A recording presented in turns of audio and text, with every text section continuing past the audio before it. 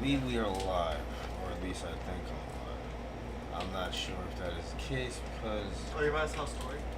I don't know if I'm gonna tell a story so much that I'm just kind of like here to be here.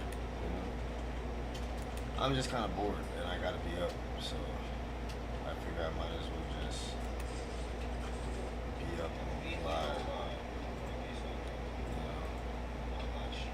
Anyway, what's going on? How's everybody doing? Me, I am doing. I had a little incident at the old place of employment this evening or morning or whatever you want to call it. Whatever time of day it just so happened to be at. So, because of this incident, I have to stay up for a little while. So if you see me exhibiting any kind of strange speech or just dazed behavior, that's why. Alright. Anyway, right, so I was, I said in the fucking, whatchamacallit, the description, that I'm making some bangin' ass lasagnas. And I am making some bangin' ass lasagnas. They're actually in the oven right now. Let me describe to you what's in one of these bangin' ass lasagnas. You've got sweet and spicy sausage, right? Ooh, delicious. With spinach and broccoli.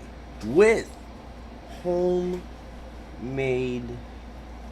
sauce. And aged Asiago. With whole milk mozzarella. And smoked provolone.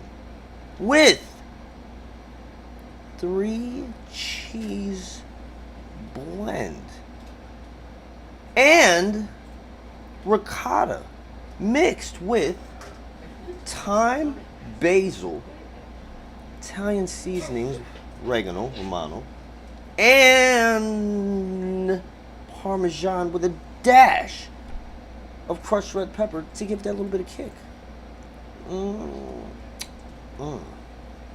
And that's just one of them. Oh, God. The other one is ground pork and beef. What's with it, you say? I'm going to tell you right now. Broccoli, ricotta, but normal ricotta, not the special ricotta. This one is a little more close to traditional. With whole milk mozzarella. A little bit of provolone, not a lot. A little bit of provolone. Same homemade sauce. Right? With portobello mushrooms. I forgot there's portobello mushrooms in the other one too. And lastly, just a sprinkle on the top cheese of some grated parmesan. So when I take the foil paper off for that last like 10 to 15 minutes of cooking, it gets that nice brown crispiness that makes everybody happy. Yes, the only thing I'm not making with it is some delicious garlic bread with my special garlic butter that I make myself. Because it won't be right. Like, I would have to, like, make it right then and there. Because it's best served right out the oven. Crispy, hot, delicious. But I did make something really delicious to go with this, right? And you're probably saying, what did you make? What would you what would you say if I told you that I made a hot sauce that you can splash on your pasta? You're probably saying to yourself, that's fucking impossible. Or you're probably saying, I've put hot sauce on my pasta before. I always put Frank's Red Hot on my pasta. I put that shit on everything. Well, I don't put that shit on anything at all because I don't buy it. I don't need to. I have, like, literally probably 100 hot sauces of my own. Not to mention the large collection of other people's hot sauces that I have. Small batch. That's where the flavor is, folks. On an ingredient label that you can actually read and understand because the ingredients are in English, not chemistry language. Chemicals and sorbates and poly this and mono that and chemical number 12. We don't want that in our food, Okay? In my food, there is none of that stuff. No preservatives, no additives, no ibs at all. Just fresh, delicious goodness smacked in your face and taste buds. Splashed with this hot sauce I made with red wine vinegar, right? Ooh, yeah, red wine vinegar, but not a lot. Not a lot. I didn't want it to be overpowering with a vinegar flavor for the reason that, to me, not to say that vinegar doesn't go well with Italian food, because it does, especially a red wine or balsamic. But most people would think of that on a salad, right? So I didn't want this hot sauce to be salady tasting. I wanted it to taste something spicy yet robust with a nice garlicky flavor. Tomato, fresh tomato flavor. Garlic, tomatoes, and 2 types of pepper, right? What 2 types of pepper, you say? I'll tell you right now. The 2 types of pepper that I use are poblano peppers and just a couple of habaneros to give it that little bit of heat. Once again, if I had red habaneros, I would have done a few more. But the orange ones, to me, have a citrusy flavor. And I didn't want anything citrusy to ruin the flavor of these 2 magnificent lasagnas. Now, at the get-together tomorrow, the people are going to just lose their shit. They're going to lose their shit. I should record it so you can see everybody actually, like, lose their shit. Because they're going to lose it. They're going to be like, I need this in my life, and I need it in my life when I want it in my life. And I want it in my life at beck and call. And I'll be like, well, that's going to cost money and stuff. I'm just joking. I'm not going to sell lasagna. Although if I could, like, I would sell lasagna. Like, if people would actually buy it, that would be awesome. Like, hey, there's this dude. He makes lasagna. Really? What's his name? Mitchell. Reese Mitchell. Is he Italian? No. He's not Italian at all. He's a black guy. He's a black guy. And he can't make lasagna. I've had black people lasagna. It's not the best. They don't know how to do the noodles. They're too soft and mushy. They use ragu. What the fuck is that all about? They don't put enough goddamn ricotta in it. And the mozzarella's garb. No. This guy doesn't fucking play around. He doesn't play around. His sauce. The noodles cooked al dente. The ingredients paired perfectly. He knows how to hook up that ricotta. He doesn't just take it straight out the container and slap it on there. No, he doesn't do that. I watched him. It was magnificent. I was amazed at his culinary prowess. He moved around the kitchen with grace and style, unlike I've ever seen before. I asked him, you sure you're not part Italian at all? I don't know. It's possible I could have been Italian in another life. I know what you people are probably saying. Oh, it's being racist and stuff, or prejudice, because, you don't have to be Italian to make lasagna. No, you don't have to be Italian to make lasagna, but they did come up with it first, so it begged the reason that they would probably think that I don't know what I'm doing, considering the fact that I'm not Italian. Therefore, where would I have learned how to make actual, real lasagna from?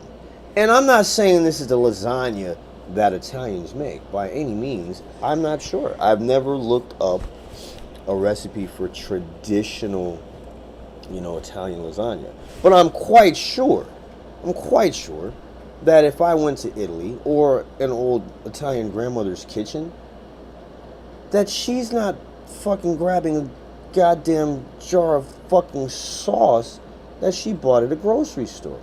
Unless it just so happens to be the sauce that she manufactures herself, and for whatever reason she had to go to the grocery store to get it, and she didn't have any on hand at home. But what I'm saying, folks, is that this fucking lasagna is gonna be fucking phenomenal. Phenomenal. Let's not forget the herbs that I use in it, such as basil, oregano, thyme.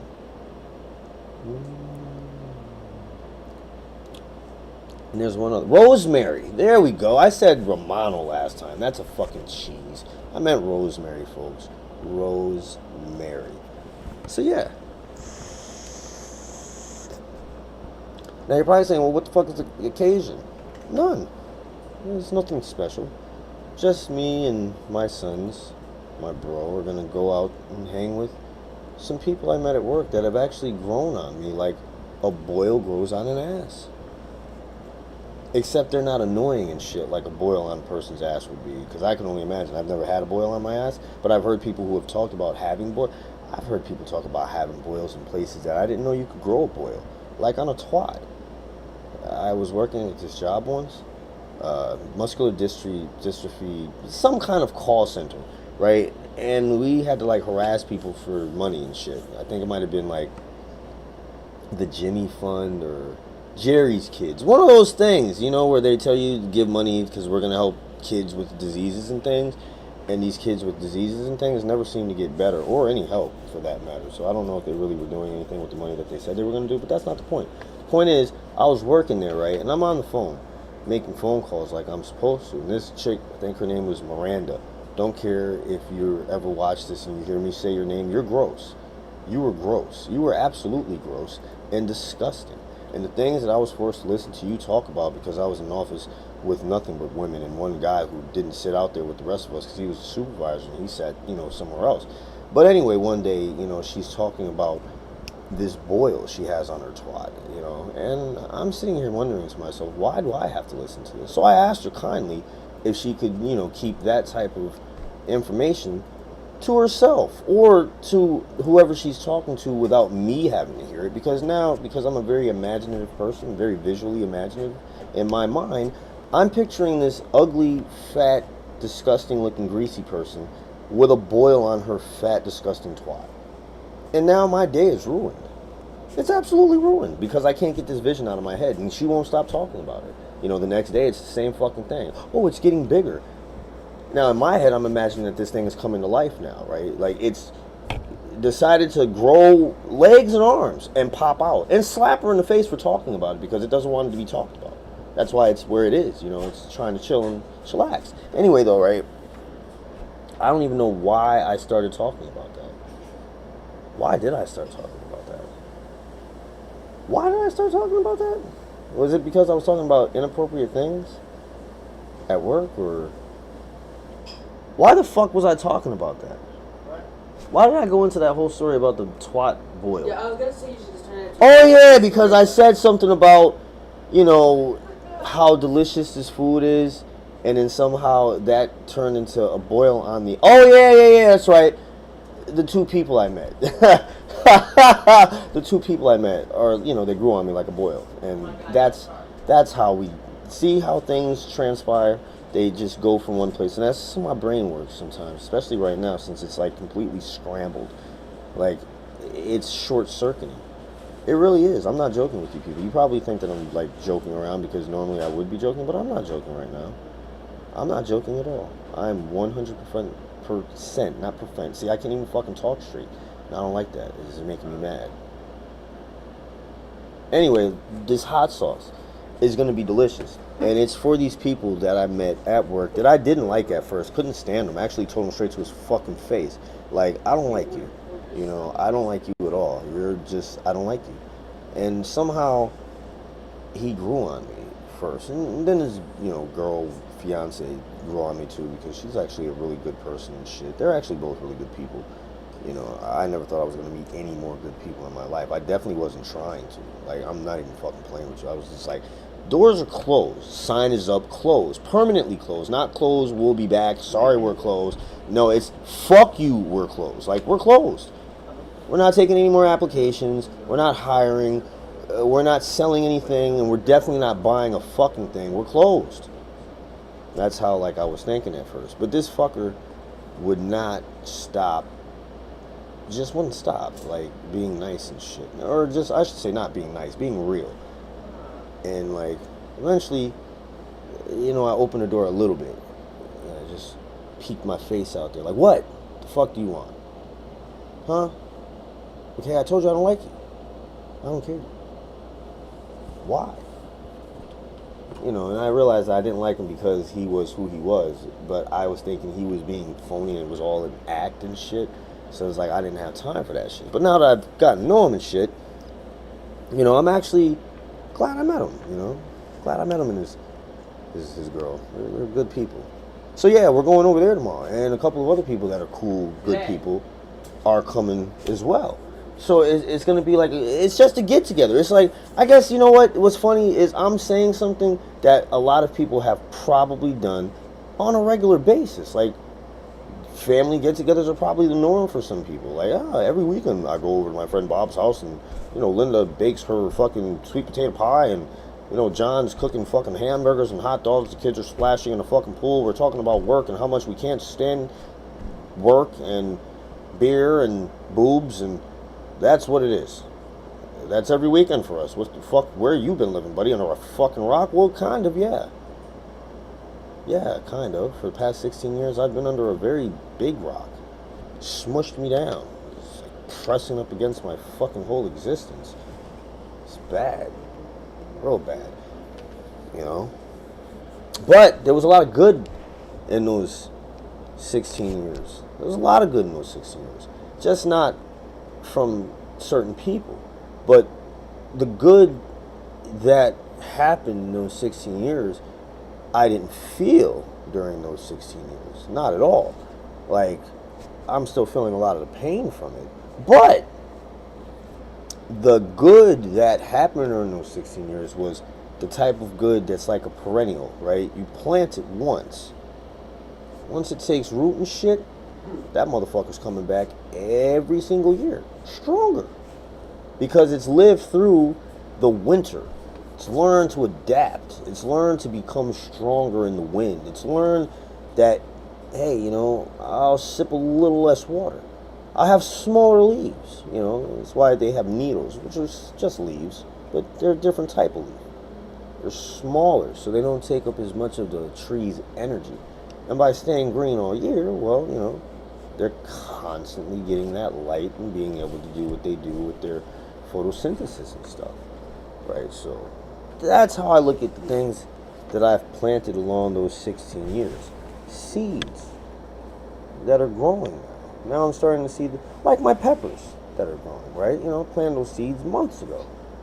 And now I'm starting to see some of the fruits pop forth. And I'm like super excited right now.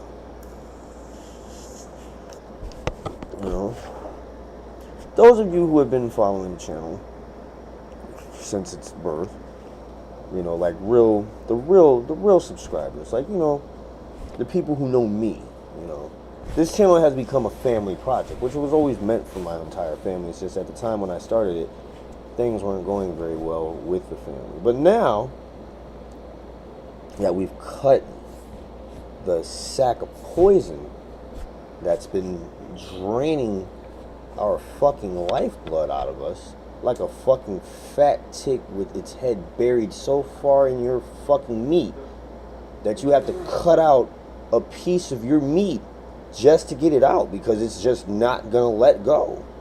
That's how those 16 years were. For me anyway. I don't know how it was for my children. I can only imagine, like, the amount of just confusion, you know. And to me, confusion sucks. There's nothing worse than not knowing what you should. You know what I'm saying? Like, you should know that your spouse loves you or not. It shouldn't be a question of do they love you or they love you today, maybe not tomorrow. You know, this whole what one would consider walking on eggshells. And it's not a walking on eggshells thing. You know, for those people out there who have ever had someone tell you that you're walking on eggshells, you're in a bad spot. Like, you're being gaslit and you just don't realize it yet.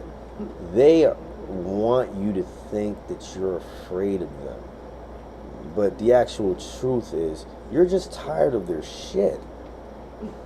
So, the less you have to be bothered with them, and whatever reason you're staying is your reason. Who knows what it is? Maybe you think you can change the person. Maybe you're there for your kids.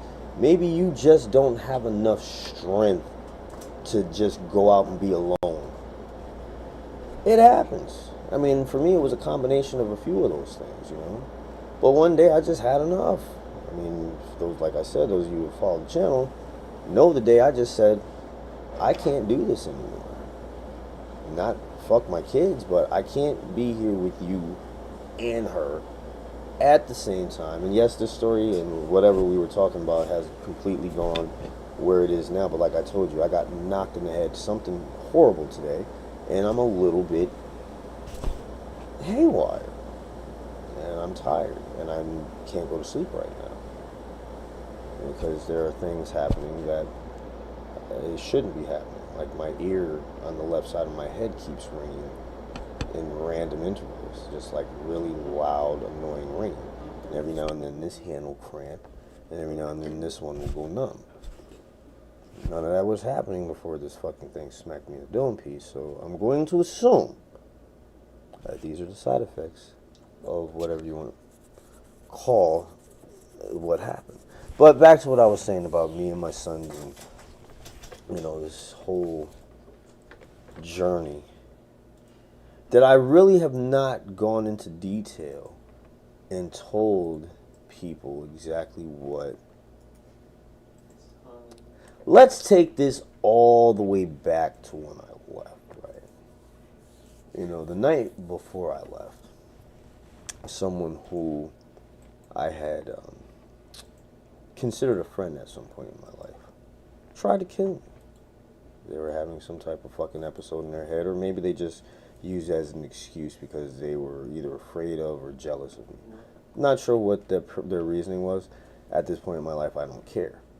You know, I know if I ever see that person again, I hope they stay away from me. That's all I'm going to say. I just don't want them anywhere near me. And once you try to take my life once, I'm always going to believe you're going to do it again. So with that being said, no threats, just facts. Black, white. Try to kill me, I see you, and that's what it is. Anyway, right, so the person I was with thought that this was a good idea to continuously poke and prod this person, which is why this whole situation came to a head in the first place. Had nothing to do with me because I wasn't being bothered with either one of these people, which is hilarious that I was always in the middle of their shit. But not in the middle of their shit because I had literally isolated myself to one area of our house. In my house that I grew up in, which is funny, right? Like, I conceded the whole entire house. Like, you take all of the house, I'm going to stay right here in this little room. The only time I'll come out is when I need to eat and use the facilities.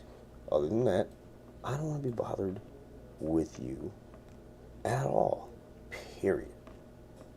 And it was fine for a little while. You know, until this person realized that I seriously was not going to speak to them at all.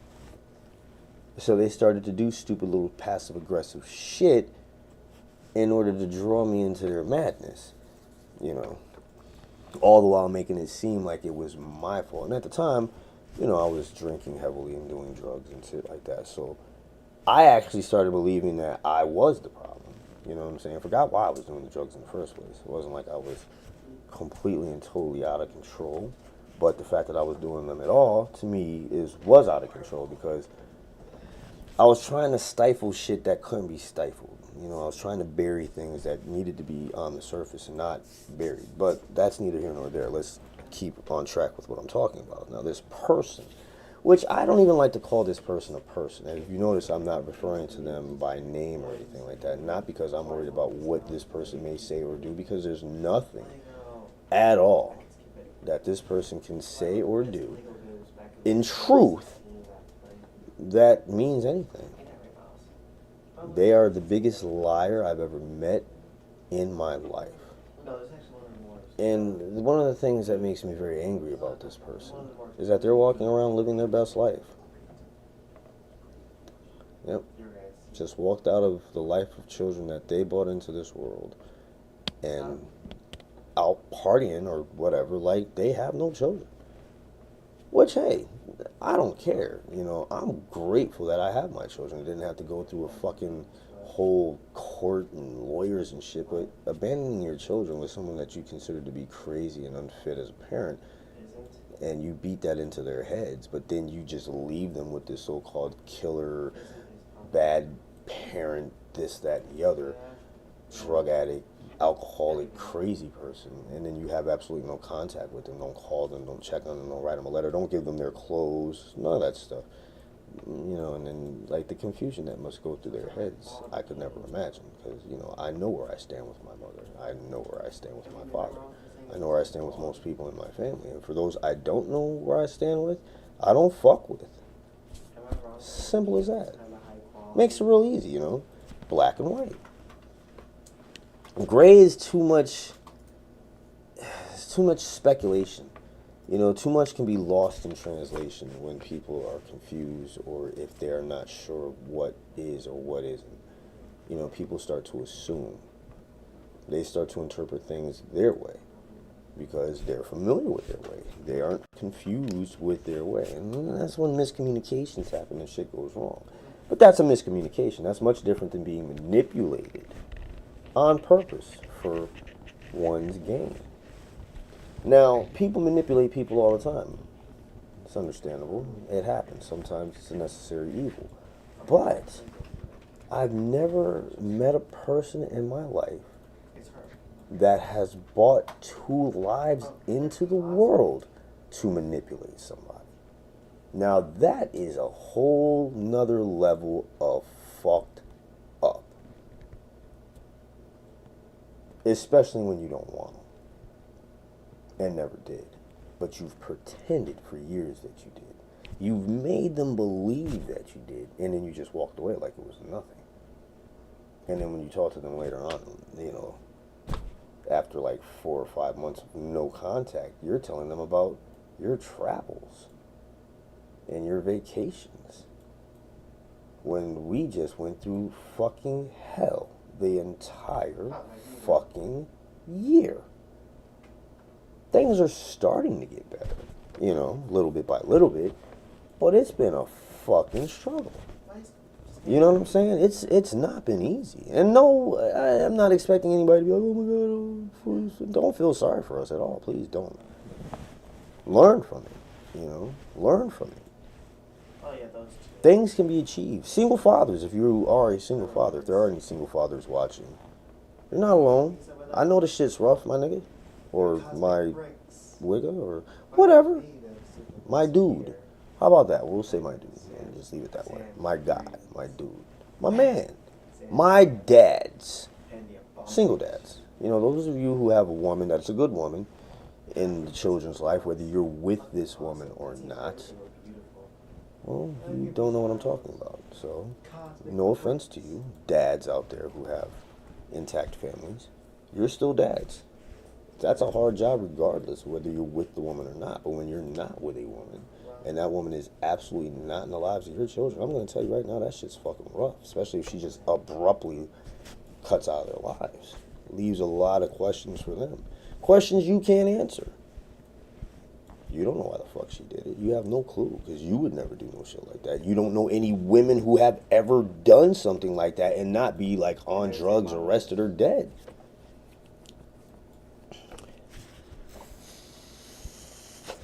So yeah, this person kept poking this bear like it wasn't enough what I went through the night before.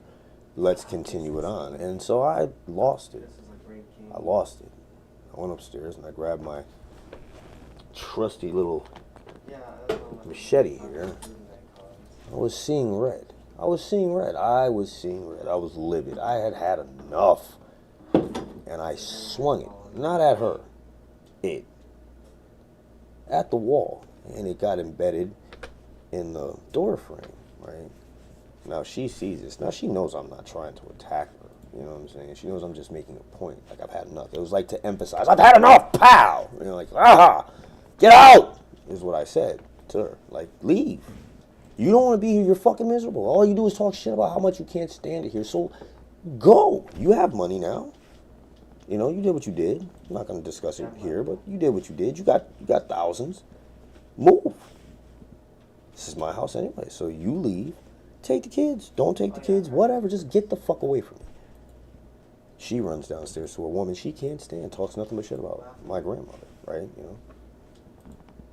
So I followed behind her. Now she ran down the stairs. Like I'm talking about, I don't know how she got down so quick. She's like fucking materialized down the fucking stairs. She's talking to my grandmother, telling her my grandmother I threatened to cut her head off and all this other dumbass shit. And my oldest son just so happens to be down there, and he doesn't know what's going on. Right? My grandmother doesn't know what's going on. All she knows is this woman has come down there and said I've threatened her and my children. So my grandmother goes into grandma mode. You know, a long time ago when my first children were born, I told my grandmother, if anything ever comes about, protect my children at all costs, even for me, if that's necessary. You know?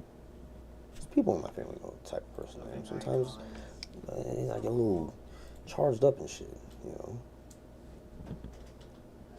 But, you know, this knowing that this is the way my grandmother is, that my grandmother will literally whoop my ass for my children.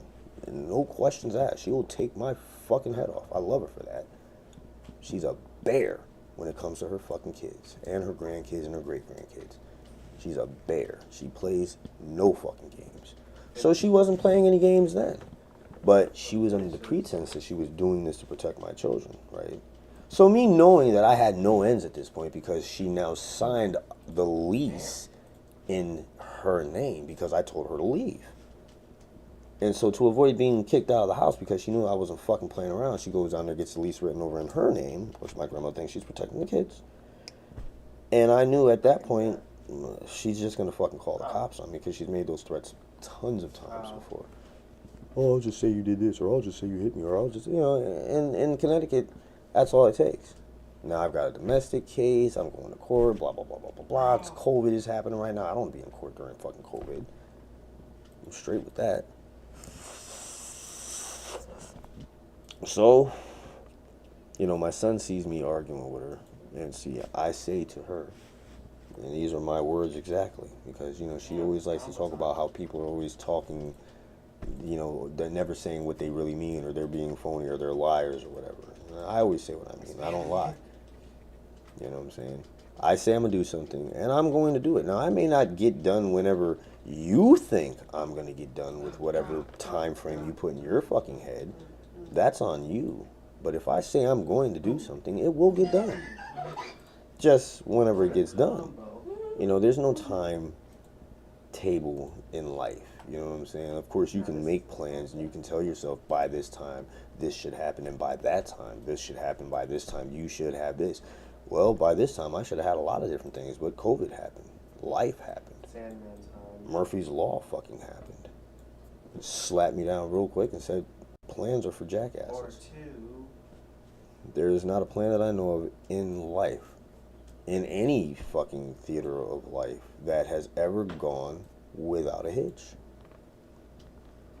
I mean, people say they do, but that just means it's gone better than expected, right?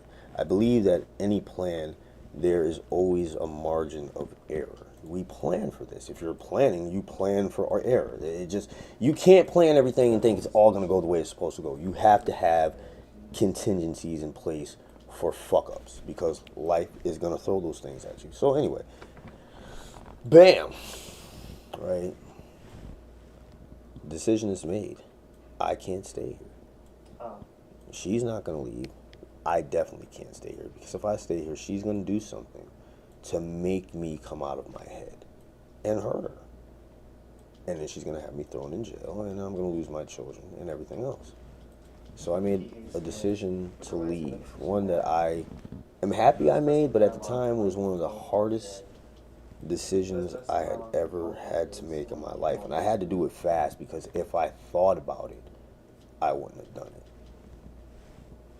If I gave it a couple of days and said, oh, my poor kids, I got to be here for them, I would have never left. And then God knows what would have happened. Things definitely wouldn't have changed. They wouldn't have gotten any better. I wouldn't have gotten any better, because I was in a fucking frying pan. I was in a deep fryer, fuck a frying pan. I was in a deep fryer. The oil was up to here.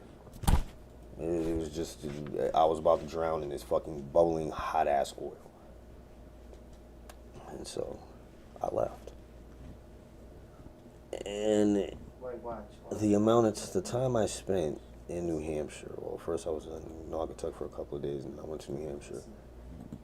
And when I got there, I just kind of like, That was what's his you name? know, thought about it, reflected on it, and then I tried to make the best of it. But it was hard because I missed my sons.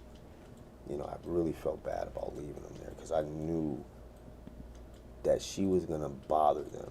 You know what I mean? Like she was gonna make them feel some kind of way, or she was gonna fucking make them feel as if I left because of them, like it was their fault somehow. You know, like they did something wrong, and I don't know if she did or didn't. You know, I know it was difficult dealing with them after, you know, everything came together and shit. It was different. You know, they were, you know, the older of the two of them was definitely angry with me. You know, and he had every right to be. Both of them did. You know, they didn't understand anything. All they know is they were kids and dad was supposed to, you know, do dad stuff. And right now, dad's not doing dad stuff. He's doing whatever the fuck it is, and it's not dad stuff. And we don't like it. With the littlest one, he's a little bit more forgiving than the older one, you know. So he kind of welcomed me home. He's the one who brought me home, actually. So fast forward all New Hampshire, me running wild, hot sauce, and all these different ideas going crazy in my head, and business ideas and plans and shit, and then mental breakdown, personality split, brain shatters, voices, psychosis, mania, a high like I've never had before in my life. And I didn't want it to end. God, I didn't want that shit to end. I felt like a fucking god. It was like nothing I couldn't do at that time. You know, like anything I put my mind to, which I could focus on for more than, like, let's say 10 minutes at a time, I was like magnificent at it. Like I tapped into so many different talents that I didn't know I had. And I amazed myself. But then, of course, when the mania ended and I crashed into a state of despair, worse than I've ever seen in my life, worse than the deepest depressions, then I realized that it's always temporary. You know, that's the fucked up thing about mania is it doesn't last forever. And coming down off of it sometimes can be worse than anything you've ever felt in your life. You just don't care about anything anymore. Like, not even don't care about things. Like, you just feel like somebody is trying to tear your fucking fabric of your being away from you, but not kill you. Just tear that away from you and just have you this empty shell, just walking around, wandering through life, just with no purpose. You know. And, you know, I had to keep this facade up, which is a thing that I don't like to do. I don't like to be fake and I don't like to be phony, but I had to, like, make it seem like I was gone from them and not because I was trying to fix anything, because I really didn't fix anything. I didn't fix shit until I came back. Basically, like, New Hampshire was just a big vacation, I guess, from life, or my life. I lived a life that I wish I could live, where I got to just talk to people about business and deal with art and help plan events and design flyers and promote this and promote that and make hot sauce and do hot sauce reviews and do little cooking shows and shit. I was loving it. I felt like a fucking celebrity in my own head. I was my biggest fucking, like, idol, and I was my number one fucking fan. Oh, it was fucking crazy. And when you're, like, isolating yourself from everybody around you, and the only people you have to talk to are these little personalities that you've created in your mind, or that have shattered out of your one whole head and have splintered into these other pieces, you start to, like, get lost in yourself.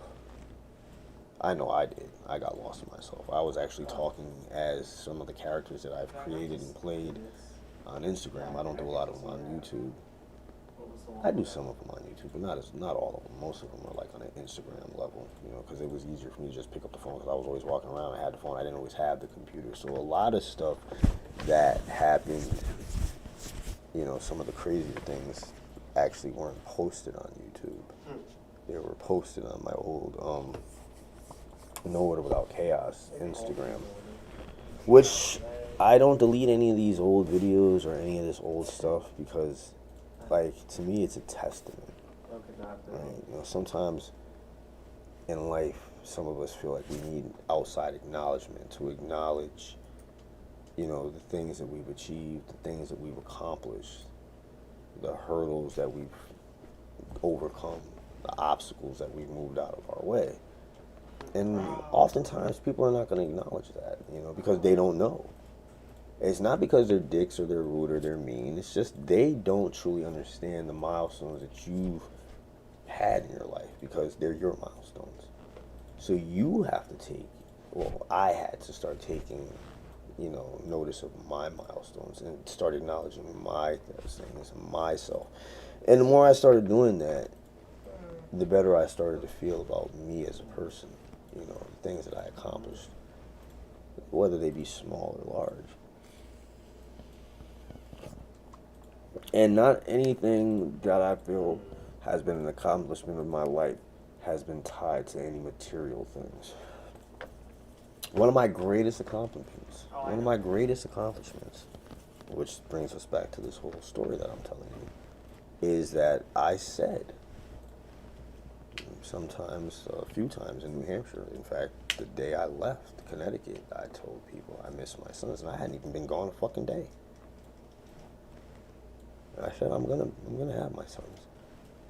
I'm gonna have them in my home. It's gonna be our home. No one else is gonna dictate our lives to us out of misery and control and manipulation and lies and deceit and trickery and just plain fucking evil. No more are we going to be abused. No more are we going to be happy because we're not under the thumb of some fucking psychopathic, maniacal piece of shit that takes joy in torturing psychologically and emotionally anything around it, especially the things that are supposed to look to it for love, guidance, and attention. So yeah, you know, home, almost killed myself, ended up in the hospital for like a day and a half, almost 2 days. They were gonna keep me in there for like fucking 10 days. And I was like, no, we're not gonna do that. I can't do that. I got a job I gotta go to, you know, my kids are out. I just got home. I'm not trying to spend 10 days locked up in this fucking basement. Because, you know, the psych area is under the hospital, so it's underground. So you can, like, see people's feet walking by, and that's just torture to me. Because they're outside enjoying their life, and I'm stuck in here because there's something wrong with me that they think just makes it so I should stay. Like, honestly, and I'm not saying this is a very, you know, touchy subject. This is a touchy topic. So I do not, in any way, shape, form, or fashion, want anyone to misconstrue my words of my experiences, my thoughts, my situation with anybody else's out there. I'm not giving you advice. Not right now. Okay? Stop listening as far as me trying to help you in your mental shit. This is just me going through mine. At the time when I was contemplating suicide, I felt like I should be allowed to just go ahead and do that, right? Like, why does it matter to anybody that I don't want to be here anymore? I'm miserable. I don't feel like I have anything to offer anybody in this fucking world anymore. And I'm tired of feeling empty, as if, at this point, it didn't even feel empty anymore. It just felt like I was collapsing in on myself. You know, like everything was just shoop, and it was just going to go into this black hole, and that was going to be the end of it. And so I just wanted to end it. But then I heard my son's voice in my head. I heard his voice, and I kept thinking to myself, oh my God, you know, he wanted me to come home, and I came home. And if I do this, he's never going to fucking forgive himself. He's going to go through the rest of his fucking life thinking I killed myself, and it's his fault. So I sucked it up and I called 911. I told them, you know, if somebody doesn't come here and get me, I can't do it anymore. And they came and they got me, and I cried like a bitch. Broke down and fucking cried in front of the police and the ambulance and paramedics, and they loaded me up and they took me there and they put me on medication. And I just sat and I stared at the walls and drew pictures and shit. Tried to stay away from everybody else. I don't really like being around people that much. I like people. Like, I'm really good with people. You know, I can converse with people, talk. But after a certain point, like when we have to start trusting one another and shit, like beyond just conversation, that's where the trouble comes for me. Because most people that I've ever trusted have fucked me over. I can't really think of too many people that haven't. And I'm a very not trusting person because I know people are gonna fuck me over. But I still want a connection with people. You know what I'm saying? But I just don't want to be around them. Not all the time. Just when I want to be around them, you know? And that's kind of selfish. It is. You know, it is kind of selfish. And one should think about these things before dealing with people such as myself, because it's not that I won't say that I'm a jaded individual, because I don't feel that I'm jaded. You know, I still am who I am, and I always will be who I am. The only difference between me now and me, let's say, a year ago, is I'm not taking any bullshit. I don't care about anybody else's feelings anymore. I know that's very cold to say, but I got my kids to worry about. You know, and it's just us out here. We don't have any family, you know. We don't have anybody that we can depend on. You know, we don't have any place to go. If I can't do it, then we're just done. You know, so like I said, to the single fathers who work, obviously, because you have to work. You're a man. Nobody's going to take care of a man. We're the ones that are supposed to take care of things. That's just the way it works. And whether people want to see that as a sexist comment or not, if a feminist wants to get mad, oh well. It's the way it is. You can have all these ideas and ideals in your head and live in a fantasy land if you want to about this equality that does not exist. It doesn't exist. It's biased towards men, and in some cases it's biased towards women. I could go on and on about it, but I'm not going to. But I am actually. Perfect case in fucking point of this so-called inequality that women have to fucking suffer. How many men out there, raise your hand if you're one of these men, because I would like to know how you do it. Because if it is possible to do what I'm about to say, to do as a man, then let me know where. Because I think I've got some very attractive ones, actually. So, how many men? How many men? And please, I'm serious here. This is not a fucking joke. I'm dead ass serious. How many men out there have ever sold a picture of their fucking feet? For any amount of money. $1, 50 cents, $2, $2,000. How about bath water? Any man ever sold bath water? Any man ever sold a pair of drawers he wore? No? None of those things? None? Any man ever get paid to sell naked dick pics? No? Oh, really? Some have? Okay, well, yeah, okay, that's cool. But like I said, the whole foot picture thing, please, dudes, there's a dude out there that's making money selling feet pictures. Hit me up. You can email me or hit me in the comments. Give me your info. I want to know where I can sell feet pics for thousands or maybe just $1. You know, fuck it. I don't care. I'll send hundreds of pics a day. I'll just sit at home taking pictures of my feet all fucking day. Or maybe I'll get an OnlyFans account and I'll plow my asshole with whatever object the person on the other side of the camera says. Oh wait, but I'm not a female, so that's probably not going to work, right? But we're equal, aren't we?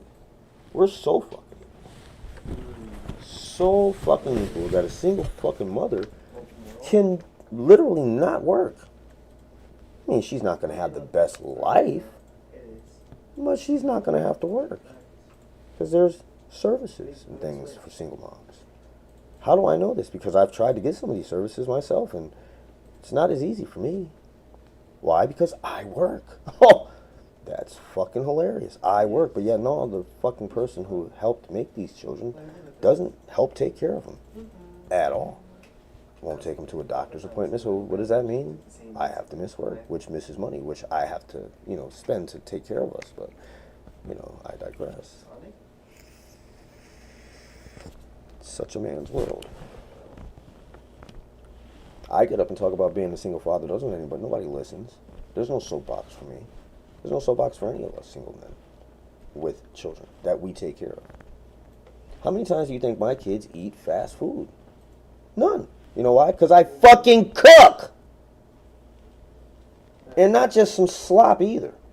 I cook. I fucking throw down, then I go throw down fucking 10 hours of hard manual fucking labor. Then I come home and I spend time with my children. Every fucking chance I get.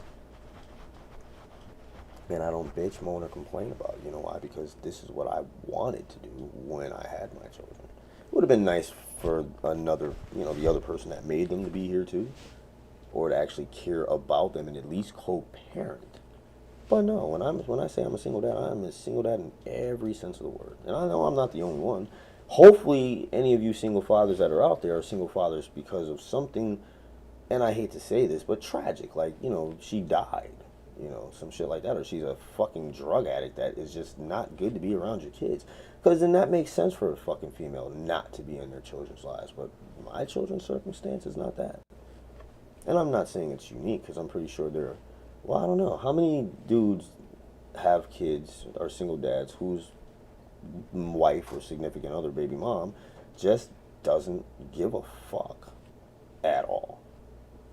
But actually pretended like they did for like a long time and then just exited their lives at the most critical point. Like literally moved us away from everything we know, everything we're familiar with. The culture here is different.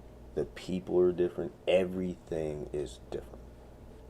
And she's from out this way. She's lived here before. Not here per se, but in this side of the country. So she knows what it's like out here. She knows how the people are. We had no fucking clue. We're still learning this shit.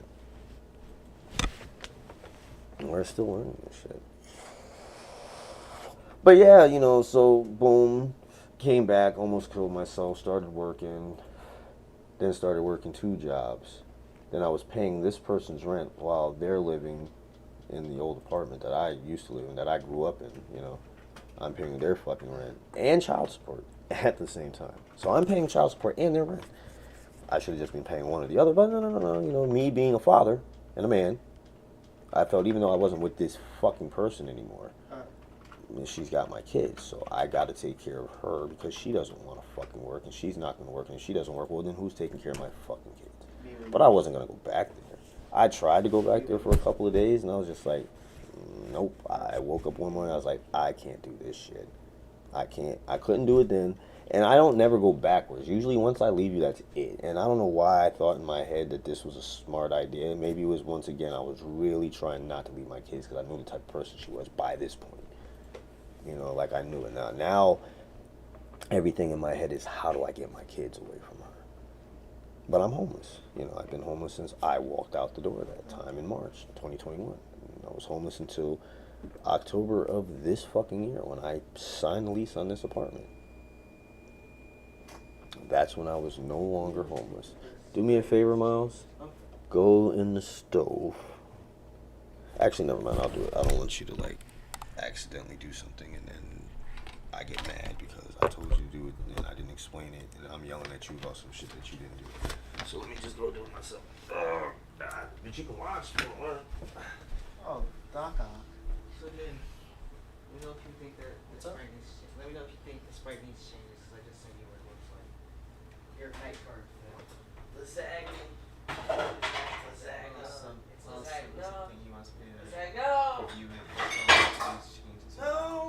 No. He wanted me to look at something. I like the kids.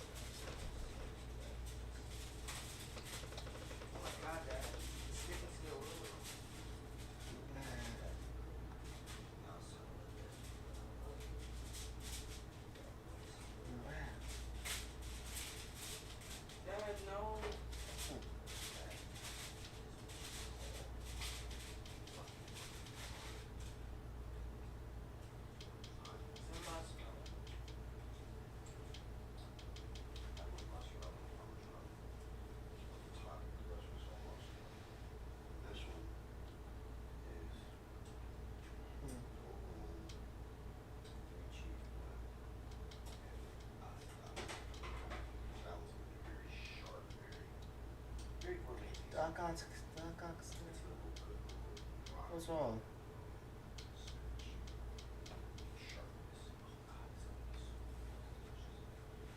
You're gonna cry.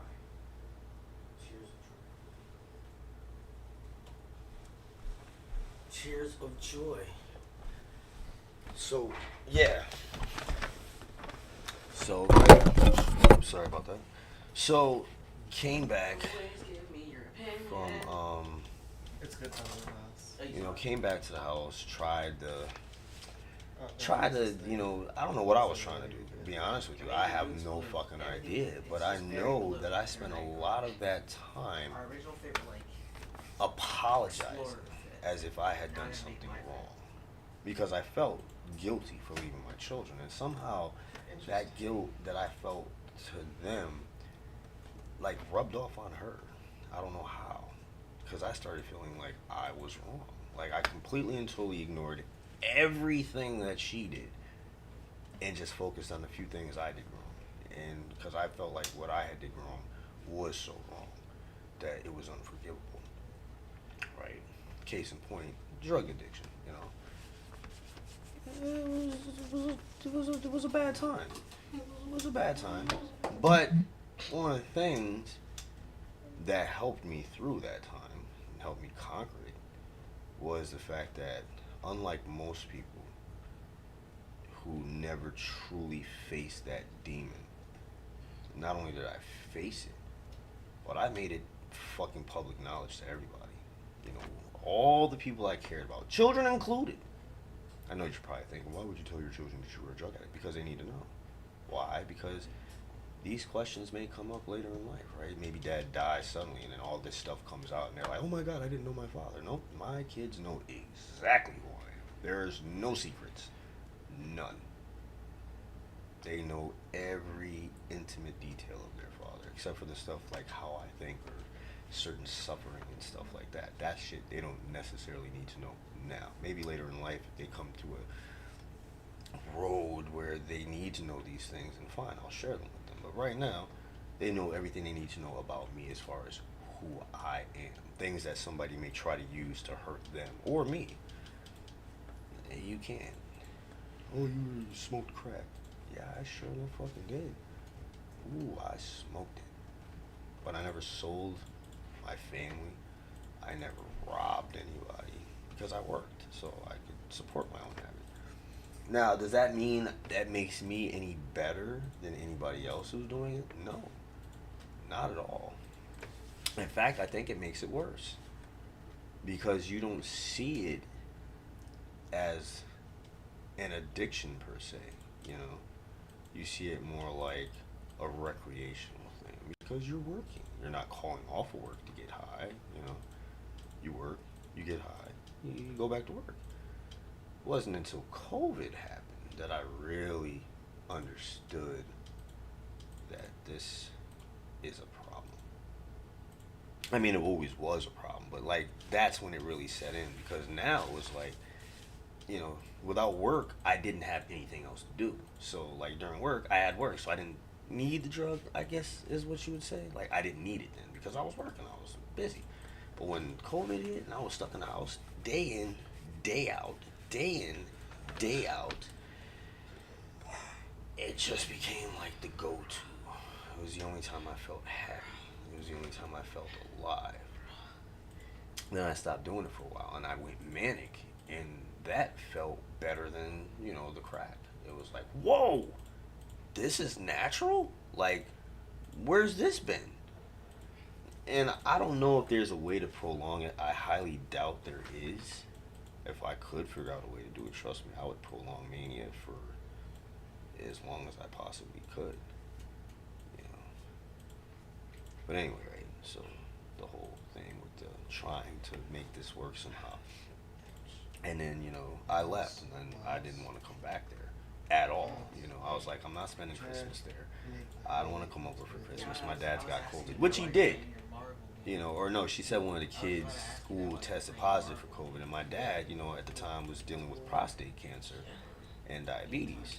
So I was like, I'm not gonna go over there and take the chance of me giving my father COVID and then me being the reason he like gets even worse or dies. yeah, this is all the shit that I was dealing with when I came back. Like, I come back to find out my father's got fucking stage. I don't know if it was stage 2 or stage 3, but it was bad. You know, it was bad, and it wasn't fun to listen to him. You know, the pain he was going through, but he beat it. And then right after that, he had heart attacks. Didn't even realize he was having a heart attack. He was walking up and down the stairs because of the treatment that he was under. And he beat that. And then he got COVID. And he beat that. Then they gave him the wrong medication, so his kidney almost failed. And he beat that. The only thing he can't beat is sometimes being a grumpy grump. He gets in these like moods sometimes. And it's like, I haven't spoken to my father in probably like, I don't even know the last time I talked to him. It might have been in February. And me and him used to talk a lot, but ever since I moved away, it just seems like he's gotten a little distant. Like, he just doesn't seem like he feels like being bothered.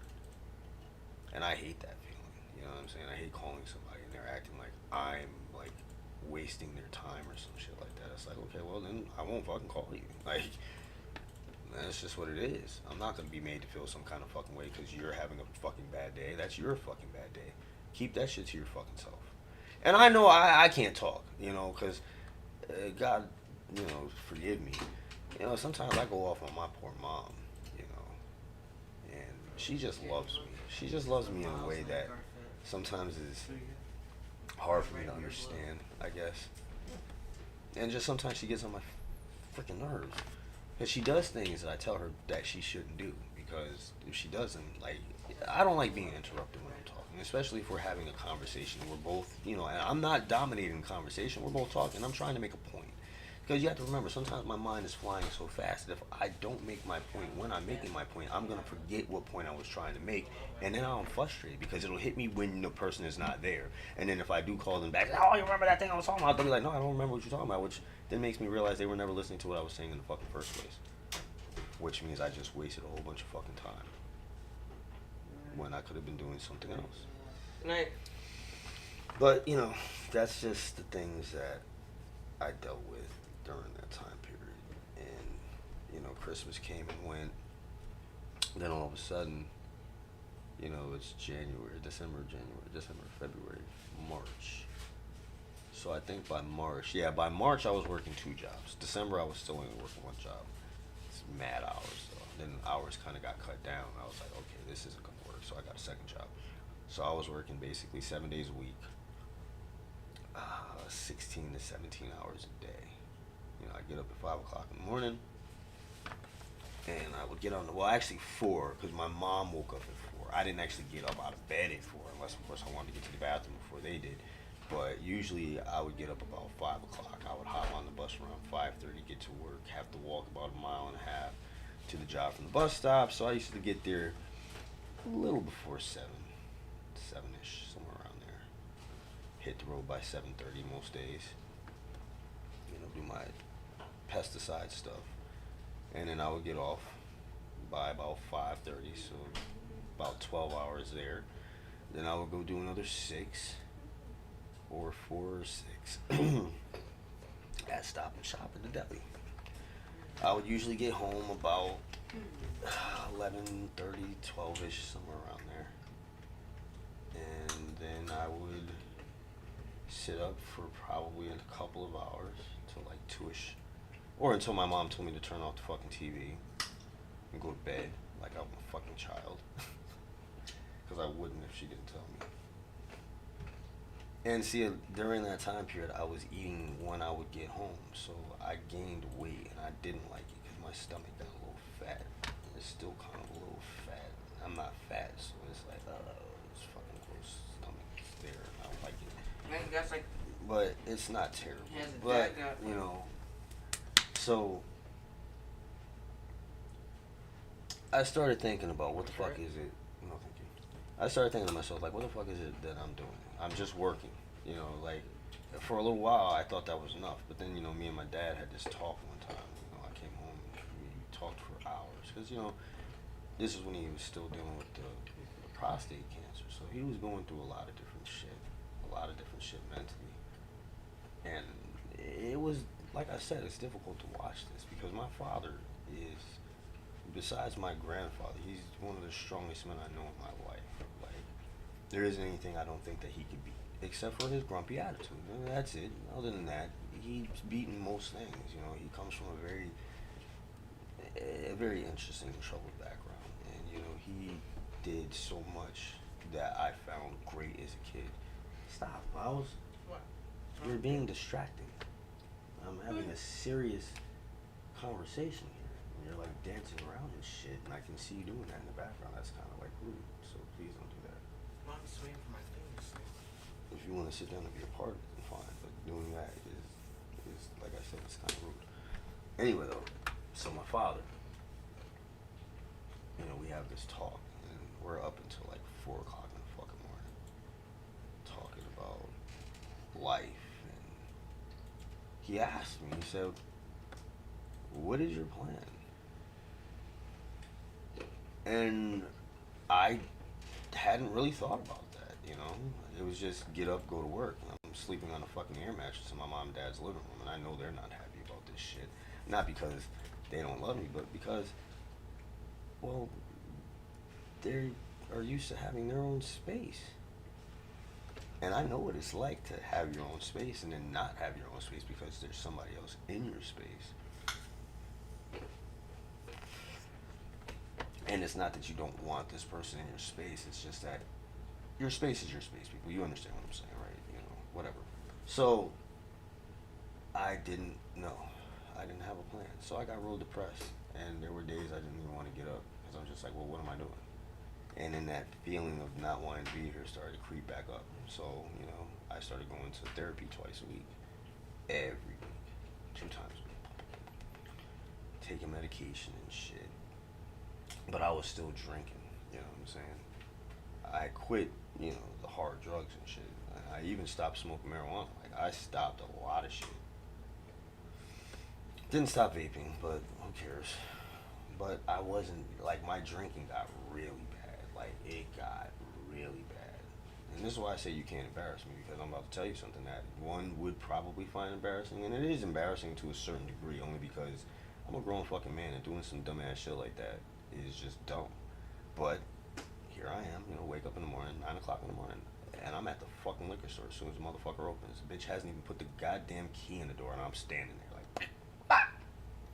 Let me get 10 nips of Captain Morgan 100 proof. Now, why not just get the whole bottle? Because if I get the whole bottle, I'll drink the whole fucking bottle in one fucking swoop. That's how bad it was. So I figure if I get nips, drink one, you know, it should last me all day. No, 10 nips did not last. Of 100 proof, mind you. Captain Morgan 100 proof. 10 of them. I was done with those within 2 hours. I was trashed. I mean, I was fucking drunk as shit. Walked into a Burger King, asked them if I could use the bathroom. They told me no. So I pissed on the floor. In my pants. Piss all going down my leg and shit. Made a big ass puddle on their floor, and I walked out. Embarrassing. But it didn't embarrass me because I didn't care. And I seen those people the next day when I went there to get a fucking Whopper. And they're like, you know, you pissed on the floor yesterday. I'm like, yeah, I know. I was drunk.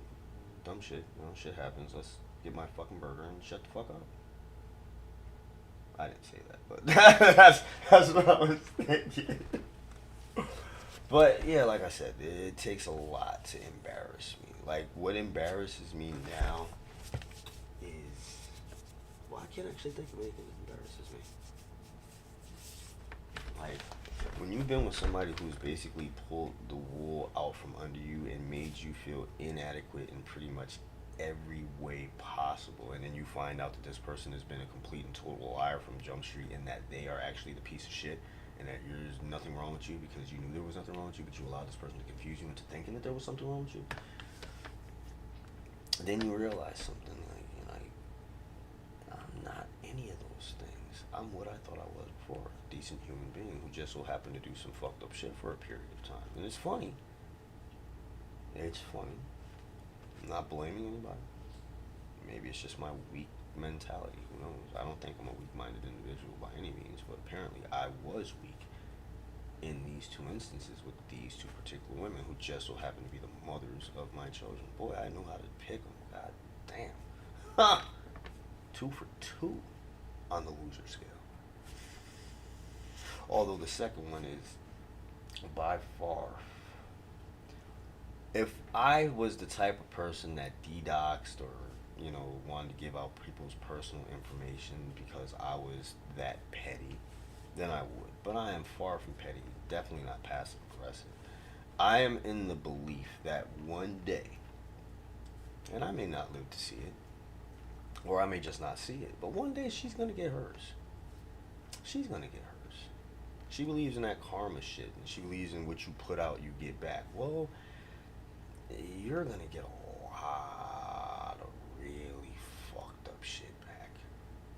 A lot. Because I can only imagine the things that you have done to other people that we actually don't even know about. I know some of the things that you told me, and I didn't believe it because who brags about stuff like that? I figured you were just telling stories. But to brag about being involved with a man who then, because he was involved with you, killed his wife and then ended up killing himself in the process and left 2 children orphans. I should have been running, but I didn't believe it. Like I said, I figured it was just some hype shit. But that was basically her way of trying to say, I got that good pussy. Like, you want this. Like, niggas have tried to, literally killed and died for this pussy. Like, it's that good. And it wasn't. It wasn't at all. It was very vanilla and boring. But I loved her. I did. And when I love somebody, I love them wholeheartedly. Without conditions. Without conditions. And that doesn't necessarily mean that I love everything about that person, because I've yet to meet somebody I love everything about. I don't think that's possible. I love my children, but I don't love everything about them. And they know this because I tell them. I don't lie to my kids. They know everything, like I said. They know financials. They know my financial business, how much money I make, how much money we have at all times. That's the problem, in my belief, with kids or people who have grown up not understanding finances or money, is we are often kept out of that business because, oh, you're a kid, you don't need to know. Why don't we? Like, what are you hiding as a parent? Like, why does it matter to you if your kids know what you spend your money on? Like, why does it matter? Give me a logical reason for why it should matter. I paid the bills. Well, how much were the bills? $700. What is them knowing that information going to do? Except for let them know that it costs a lot to run stuff. They'll actually have a little bit more, in my opinion, they'll feel some kind of way now that they don't just hear you say, oh, I paid the bills and blah, blah, blah. Well, how much was the bill, Dad?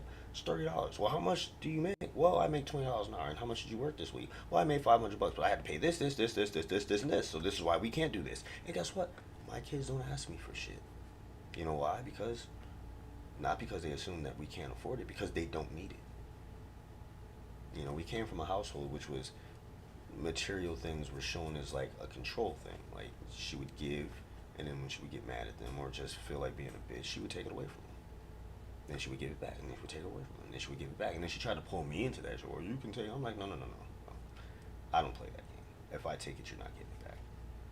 Simple as that. I'll break it, smash it, destroy it, but you're not getting it back because I'm not going to play that game with people. I don't want to control you. I don't want to control my kids. I want to influence and inspire them, not control. Because my kids are too much like me. They're not going to be controlled. They won't. And if I try to, they're just going to... It's like if you're pushing on something, right? Like a circular orb that's got jelly in it. But this jelly is not uniform. So you're squeezing it. And when you think it should normally go one direction, if this jelly shifts, it might pop out somewhere else. So that's, to me, when you're trying to control kids, number one, that aren't bad. They're not doing anything they don't have any business doing. They understand consequences, but they also understand I have expectations. I don't have rules. Rules are for laws and governments and other shit. This is a home. We have expectations in our home. Just like I should hope that my kids have expectations of me. Yeah, that's right, folks. Expectations of their father. Yes, they should have very high expectations. They should expect their dad to handle business, whatever that business is. And if dad is not handling that business, well, my kids have a right to say, hey, Pops, what's going on? Just like, perfect example, drinking. Those of you who know that I had stopped drinking for about a year and some change. Well, I started drinking again. Don't know why. Just for some strange reason thought it was a good idea. Don't know why. Once again, don't know why. Now my youngest son saw this. And he said something about it. Now, when he said something about it at first, I snapped at him like, hey, I'm a grown man, fucking come over here telling me what the fuck I'm doing. Get out of here, you're a kid. But he's a kid who dealt with his alcoholic ass dad, right? I had to think about that for a hot fucking second. Life is different now. There's no safety net. There's no family. There's no going back. So he sees dad drinking and he remembers what dad was like when dad would drink, right? He don't want that to happen. So he brings it up. And of course, the old me wouldn't have thought about that. And when I say the old me, the old way of thinking me wouldn't have thought about that. It would have just been like, you don't question me, you shut up, you do as you're told. Don't ever tell me. I'm an adult who obviously doesn't know how to handle certain things. So therefore, yeah, he had every right to do so. So any parent who doesn't think that their children have a right to call you on your fucked up ass behavior, you're a fucking idiot. Because sometimes they're the only ones that are going to call you. So you got to listen to your fucking kids. You have to listen to your fucking kids. Especially if they're, decent fucking kids. My kids are great kids. And of course, people are, oh, they're your kids. Of course you're going to say that. No, I'm not just saying it because they're my kids. They are great kids.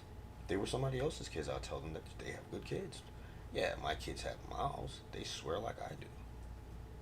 Well, once again, who cares? They're not disrespecting you, and they're not cussing at me. It's not like they say, oh, fuck you, Dad. No, they know better than to do that. But if they're playing a video game and they're, oh, fuck this shit, why would I get mad? Once again, explain to me why I should be upset because they use language they hear me use around them.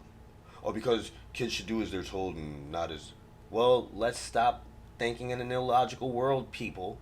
Yes, they should do what they're told, but they're not going to. Okay, they're going to do what the fuck they see. So be careful what you do around your kids if you don't want them doing it. I'm not telling you people anything that you don't know, but obviously somewhere people have been fucking up big time. Fucking up real big time. And the problem with it is, this is going to go into a lot of different places, so you can either strap in for the ride or you can get off the train now, because we're about to go some places that people are going to be mad about, alright? We're going to go there. Oh, we're going to go there. And if I get canceled or blocked or whatever, or you decide to unsubscribe from this channel because of my views, go right on ahead. I don't care. I'm not trying to make money off of this. This is just my platform for me and my family to express ourselves as we see fit. And you can either join us or not. One thing you'll never hear me say is we hate, because we don't hate here. We don't have time for that shit. Life's too short for that. We dislike, and we don't want to be bothered with, and we will not condone, but to hate is too much effort. I gotta actively do that. I don't want to do that. Let me check on my that I want to do.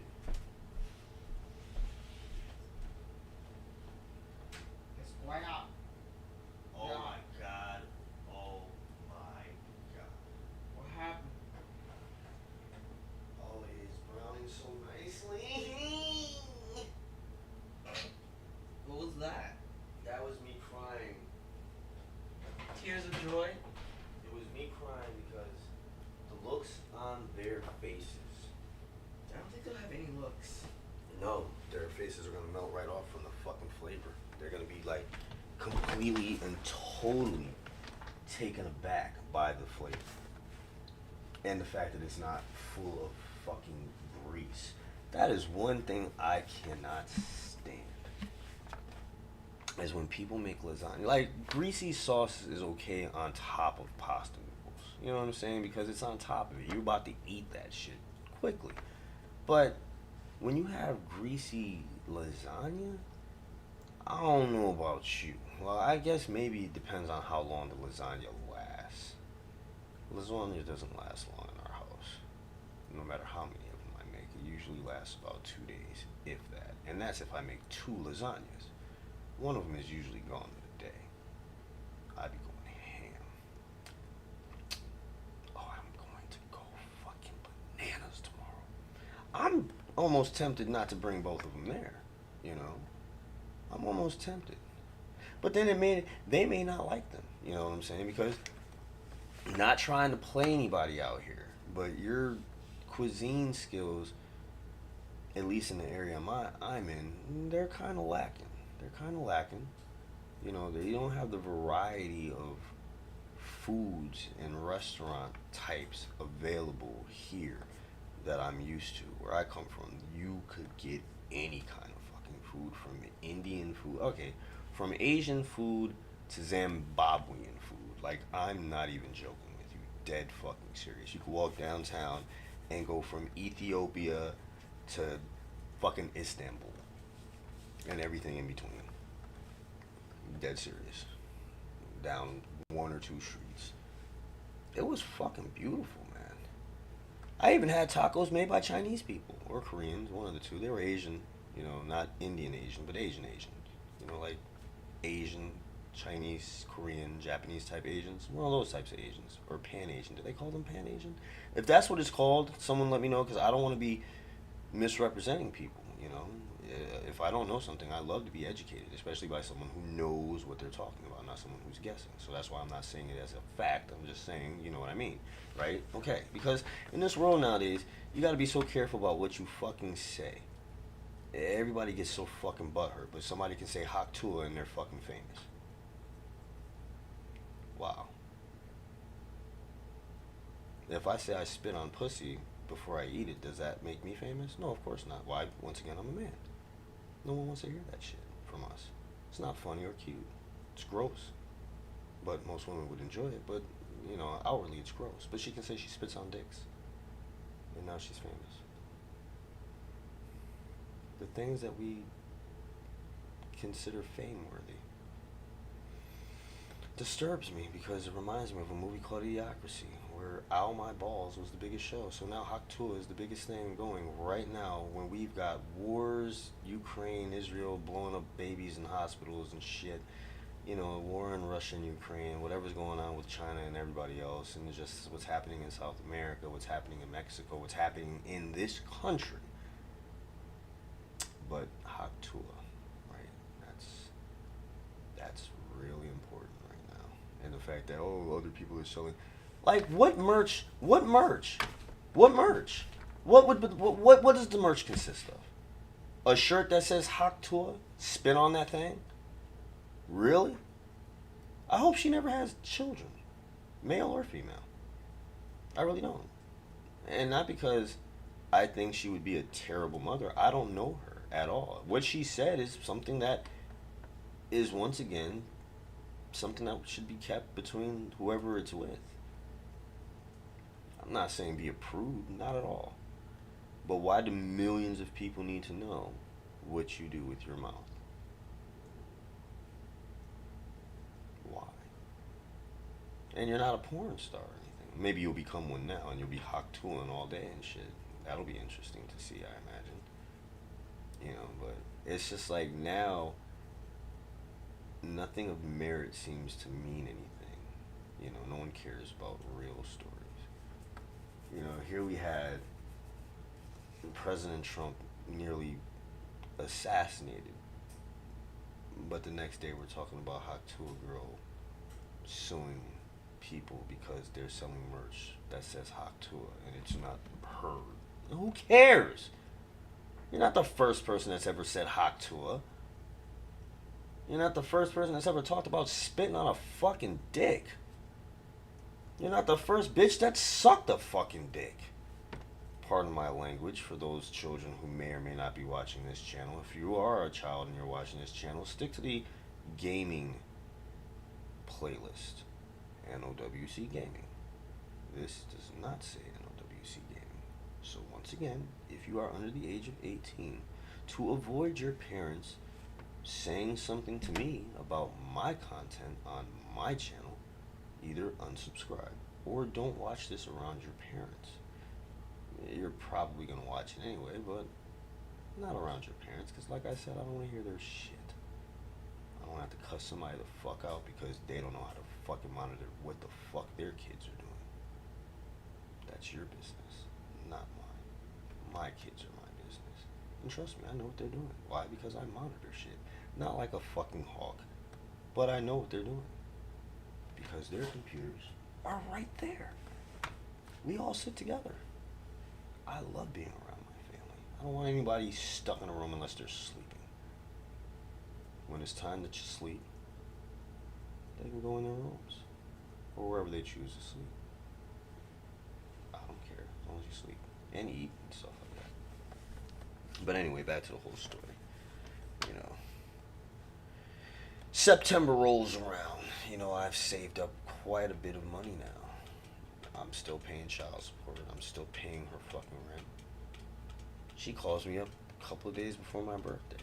Now, I've planned a magnificent outing with me and my sons, which I know they told their mother. I know they told her. I know they did.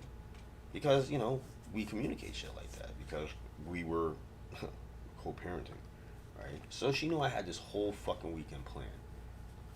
It was my birthday, right? And of course, what I want to do on my birthday is spend it with my children. I was going to rent a car, we were going to go eat, then we were going to go play laser tag somewhere, and then we were going to go do virtual reality. We were going to have a whole fucking day of just fucking fun. No price tag. You know, I used to spend fucking bank on my kids. You know, I only got them for like a day because I was always working, so when I had one day off, I'd be like, let's go. And I remember one time we were in urban air, I spent like almost $600 fucking dollars, and I don't even know, it was like maybe 3 hours.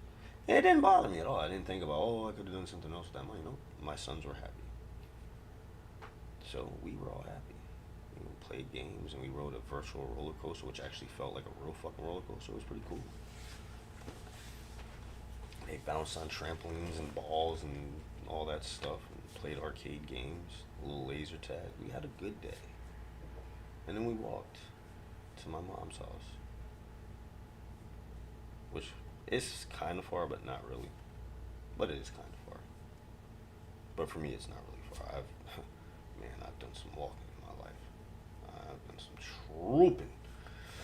But, right, so bam, September rolls around, my birthday comes up. She calls all of a sudden out the blue. I have not spoken to her since I told her I wasn't coming over for Christmas, so December. Wow, almost a fucking year. So December, January, February, March, April, May. So 8 months, she doesn't call me at all. Not a text, nothing. And all of a sudden, out of the blue, she texts me, I need to talk to you. I'm at work. You know, I'm driving, you know, doing the pesticide thing. I'm in the middle of nowhere. I'm thinking something's happened with one of my kids. You know what I'm saying? Or she's finally calling that she's moved, because she was like, I'm not going to tell you when I move, blah, blah, blah, blah, blah, right? So I call her back, you know, I park the truck, get ready for whatever bullshit I'm about to hear. Like, whatever nonsense is going to flip me the fuck out. And she calls me, oh, I've been looking at this house. Of course, heart drops into my stomach. Because I'm like, okay, she's really seriously going to leave. And I'm in no way prepared to move anywhere. Like, I got like $4 grand saved up, but that's not enough to move out of state without, you know, a job or a place to live. And I don't trust this bitch. I don't trust this bitch.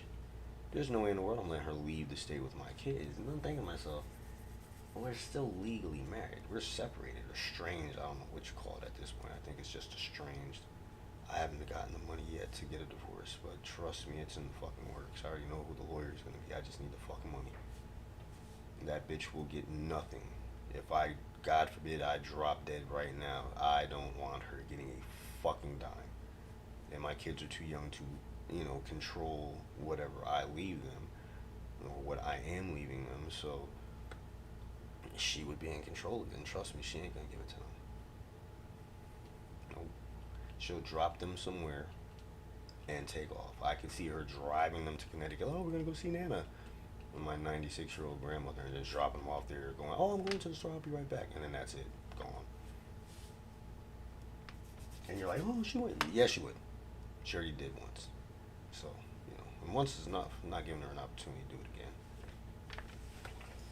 I don't keep them from her, but I've made it a rule now. If they want to contact her, they can do so, as long as they don't do it around me, because I don't like her at all. Like, I'm this close to hating her. I'm doing everything I can not to. You know what I'm saying? I keep looking back and trying to find any little saving grace. And the only thing I can come up with is the fact that she gave birth to my sons. And that's her only saving grace for me. And that's the only thing that really, in my opinion, saves her from a wrath I believe she totally deserves. And I don't mean anything physical, people. I don't mean anything physical, so don't get all fucking bent out of shape thinking I'm making threats. Nope, I don't make threats, because I don't like being threatened. Puts me in a very, it's confusing. A threat is, oh wait, especially Vale. It's like, watch. What am I watching? Why do I have to wait to watch? Show me now. Don't show me later, because now I gotta worry about it, and I don't feel like worrying about it. We're not gonna do that. I don't want to do that. I don't threaten anybody, so I don't like being threatened. If I tell you I'm going to do something, well, usually if it's something that requires any type of physical violence, I'm not going to tell you. Why would I want to warn you? For what? So you can be ready for it? That's stupid. You think America warns everybody that it's going to bomb? Why would you do that? Hey, we're going to bomb you tomorrow, so, don't be there. Or please be there. Whichever one you feel like doing, go ahead and do it. But we're going to bomb you. No, they don't tell you they're going to bomb you. They tell you they're going to start a war, but they don't tell you exactly where the fuck they're going to bomb you. Why would you do that? Give your enemy the fucking element of, stopping you from doing what you're going to do? No. So anybody who's like, oh, that's not fucking fair. No, it's not. But a fight isn't supposed to be fair. It's never supposed to be fair. Why would you fight unless you think you're going to win? Unless, of course, you're just a sadomasochist and you like getting your ass kicked, then fine. Fight people that you can't beat because you know you can't beat them. I'm not in the habit of doing that. If I don't think I can beat you, but you are a threat, well, then I'll have to figure out some other way to get rid of you. Permanently. And that doesn't mean killing. But there are permanent ways of getting rid of people or getting them to leave you alone. And I'm not talking about police either. There's several different ways. Trust me, they work very well. So, yep, on my birthday, we drive all the way here, which is a 9-hour drive, to visit a house that smelled of cat urine so bad that you could smell it outside the house. Siding is bad, the gutters look like they've been replaced, but whatever. The front porch is falling apart. Concrete's collapsing and crumpled. There's no guardrails. The fucking wooden steps are warped and fucking cracked. There's no bushes. The landscaping looks terrible. The fucking grass has grown over the sidewalk that goes down to the backyard. The path in the back is covered up. There's a pile of fucking trash and garbage in the fucking backyard. But that's the outside. I haven't even gotten into the inside yet. Okay. The inside. First things first. It was an as-is purchase, which means just what it says. As is. So it was as it was, and she purchased it as it was, which was completely and totally fucked up. The floors had to be done. The walls had to be done. The ceiling had to be done. The plumbing had to be done. The electrical didn't have to be, well, yeah, the electrical had to be done because they had to replace the whole fucking panel, which was like $1,500. The plumbing was like $12. Then the fixing of the house and materials. If I didn't do the fixing, if I didn't do the painting, the fixing, the ceiling, the electrical, and some of the plumbing, we're talking, let's just put it this way. You don't buy a $13,000 house and don't spend less than 10 to 20 fixing it. So your boy did 10 to $20,000 worth of work for headaches and complaints and constant degradation every single fucking day from the time he landed out here in October 22nd of 2022. It was fucking hell. And then once again, I isolated myself from everyone, trying to keep the fucking peace, and that wasn't enough.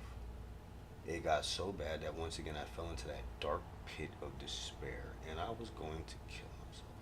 Found a little piece of hose, connected it to the gas line. I was going to run it in the room, close the door, and just turn the gas on and just sit in there. But then I thought about it. Once again, my son, my youngest son, the only one that would come down there and check on me and shit.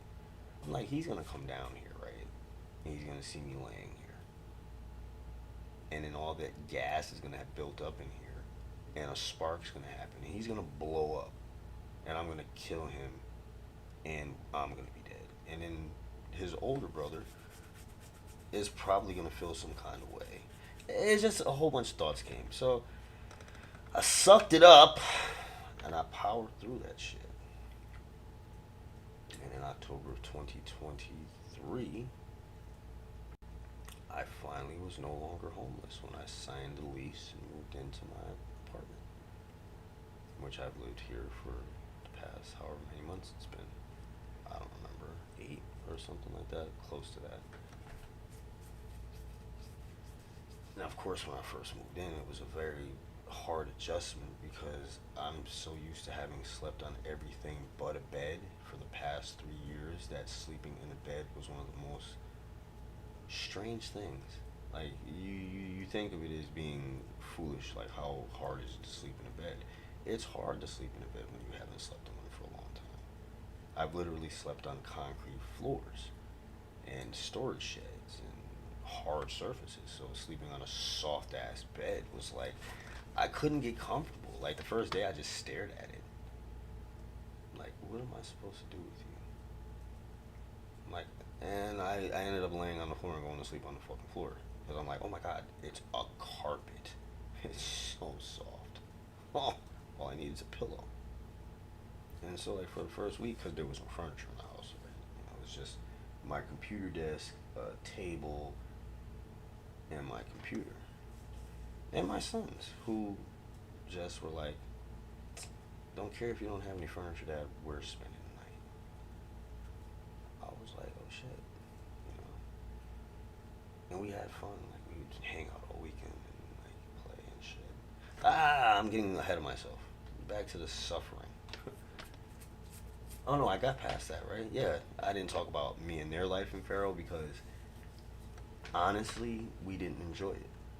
Like, we enjoyed moments of it, but every time we enjoyed it, we knew that we were gonna pay for it, and we did every single fucking time, and every time it got worse and worse and worse. And there was nothing worse for my sons than to have to wonder when the shoe was gonna drop, like when she was gonna either call the cops on Dad and make up some story, or just throw him out in the street, you know.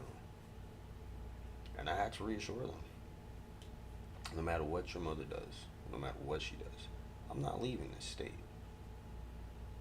If I gotta be homeless and break into the house across the fucking street and sleep in a fucking abandoned house, I'm not leaving y'all. And I meant that. And then when I got my own place, I said, hey, now it's step one, motherfuckers, step one. Well, step one was job. Step two was apartment. Step two, we got a place now. You know what? Bam, get 2-bedroom. You know, she thought I was gonna get a 1-bedroom so I could save money, because I was paying her $1,600 a fucking month. Yeah, $1,600 a month. I could show you the fucking. Actually, let me show it to you. I'm going to show it to you. Although I kind of don't want to, because then you'll see her name. Well, who cares? Fuck her.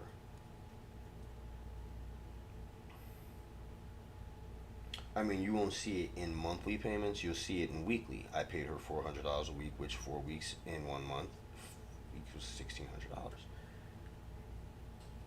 And I can trace every amount of money I've paid to this person all the way back to when we first separated or became estranged, whatever. And here's the thing: you don't like a person so much, why don't you just get a divorce? Like, I asked for a divorce before my last son was born. I was like, I'm not, this isn't working for me. Like, I'm miserable. You're miserable. But then she turned on the trunk. See, I found out she's a narcissist. She's a narcissist. Now she has, well, they say it's narcissistic personality disorder. I just think that they're aliens masquerading as human beings and that they're cold hearted. They're reptilians. They're reptilians. That's exactly what they are, reptilians. How else can something walk away from its own offspring as if they don't care? And she has another child, a daughter. And I'm sorry, she is,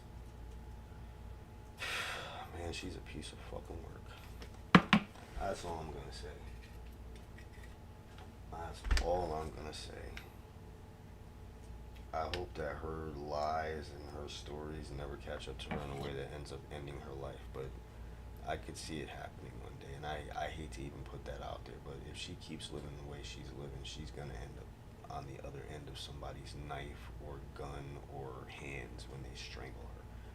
But I really hope that doesn't happen. I hope she wakes up and she realizes that the life she's living is an empty one. That lying to yourself, you're just going to have to keep doing that. And then eventually you're going to run out of lies and you're going to have to face who you are. You're going to have to. You're going to have to look at yourself in the fucking mirror. See, I had to do the same thing, but it wasn't to tell myself I was a piece of shit and I should change that. It was to tell myself, you've done some shitty things, but you're not a piece of shit. That's why this fucking person is with you. Because you're not a piece of shit. If you were a piece of shit, she wouldn't be with you. And that's not a thing that you should be happy about either. Because she's a piece of shit. I mean, I can get into some fucking things, like, and I'm not going to right this moment. Because in some ways, you're going to be like, well, why the fuck did you deal with it? And the only thing I can tell you, in all truthful and honesty, is I did it for my kids.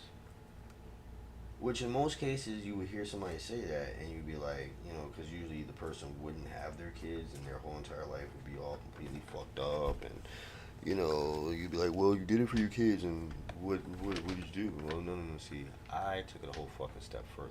You know what I'm saying? I didn't just do it for my kids as just to say that I did it for my kids as an excuse. I don't make excuses. First things first, me telling anybody the reason behind me doing something is not going to excuse whatever the fucking consequences are. Nobody has the power to do so. So therefore, I make no excuses. I give reasons. For instance, if I'm late, it's because of whatever reason I'm late. I don't need you to excuse it. I'm not telling you so that you can excuse it. I'm just telling you so you know why. So you don't ask me a stupid fucking question like, why are you late? Expecting me to give you an excuse.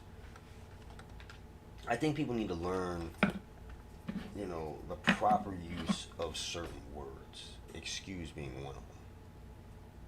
Like, if you're going to school and you're late and you can potentially not go to class, well, then you need to be excused so you can go to class. So at that point in time, you're giving them an excuse.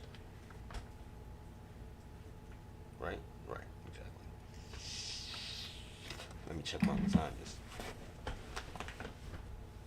Oh my god, they smell so good. No problem, I don't want to smell them no more. Shit! You're making me hungry. Perfect. Perfecto.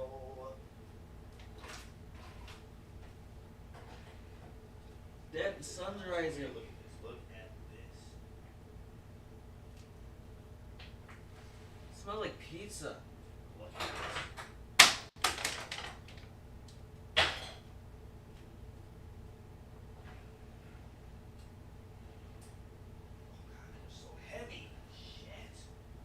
God, they're so heavy. I can't even pick this one up. Without the pan fucking flexing, I'm scared, Joe. But, man, I'm not taking no fucking chances. This shit is fucking heavy as shit. I need like a piece of cardboard to slide through.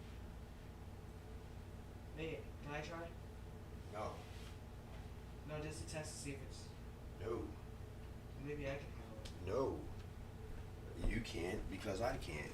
I'm a whole lot stronger than you are. I'm not being funny about it. It's the honest to God truth. Trust me, you can't handle half the shit that I can. Not yet. You will soon, but it's gonna take some time. Work the muscles. Ah! There's a better way to put it. Why Why is there a Dr. Seuss book? I don't even know where this fucking thing came from. But it's about to. Lasagna. Yeah. Oh my God. I wish I could show y'all these lasagnas. I'll take pictures of them and post them on my Instagram. In fact, I'm gonna do that right now. I'll be right back, folks.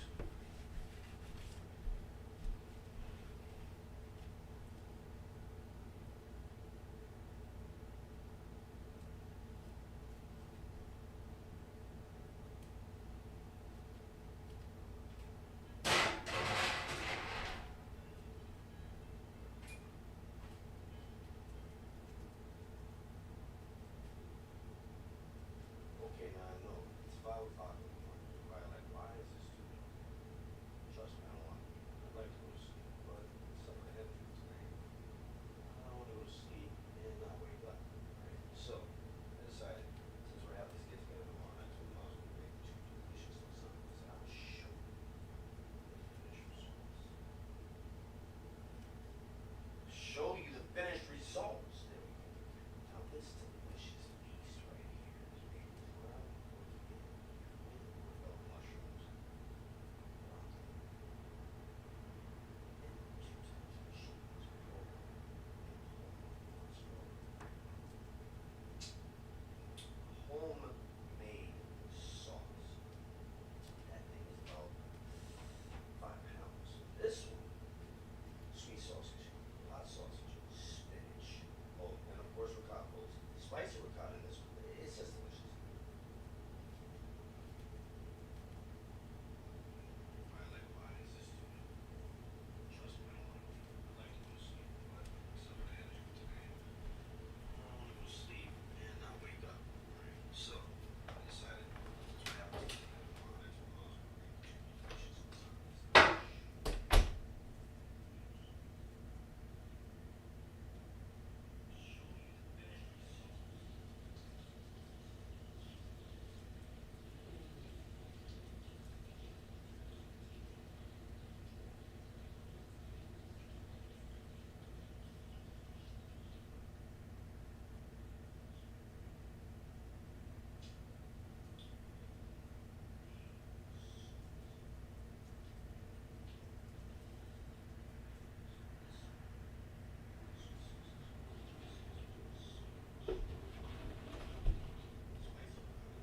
It's just delicious.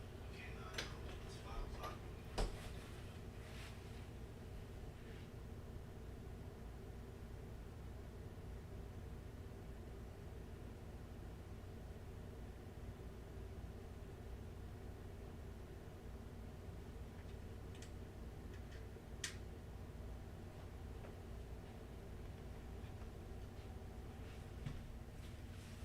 You alright over there, buddy? No, I'm not here.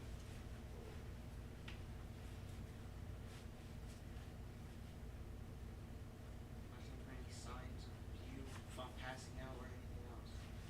Like you said. I'll probably be fine. I have headaches. I should be loose. But you just put the thought of death in my mind like 4 hours You ago. should always have the thought of death in your head. You're the one who used to walk around telling everybody they were gonna fucking die. You're gonna die. You're gonna die. You're gonna die. Like, why are you telling people that stuff? So boring. I used to hate taking these places. You used to tell me that she was old, she's gonna die. Which is why I don't know how you ended up being her favorite grandchild, great grandson. You always tell her, you always told her, you're old.